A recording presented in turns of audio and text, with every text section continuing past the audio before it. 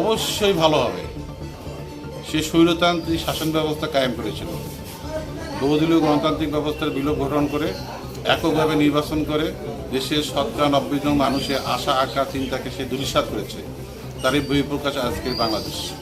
অবশ্যই ভালো থাকে। প্রতিবেশী দেশ হিসেবে মহান মুক্তিযুদ্ধে তারা আমাদের সহযোগিতা করত, সেদের বাংলাদেশের মানুষ চিরদিন তাদের সেই কৃতজ্ঞতার পাশেই অবস্থান করে। এখন দেশের অবস্থা কি হবে সেটা ভালো করেই যারা আমাদের দেশের বুদ্ধিজীবী, যারা রাজনীতিবিদ, তারাই ভালো করে জানে। জনগণের পক্ষ বিপক্ষ, জনগণ তো চাইনি বিধায় সেখানে চলে গেছে। তা এখন দেশের অবস্থা কি আছে? দেশের অবস্থা এখন আমি মনে করি যে 2-4-5 দিন আগে যেরকম ছিল তার চেয়ে অনেক ভালো আছে। তা এখন ভারতের সাথে সম্পর্ক কেমন হবে আপনাদের? আমরা তো সবসময় চাই ভালো হওয়ার জন্য।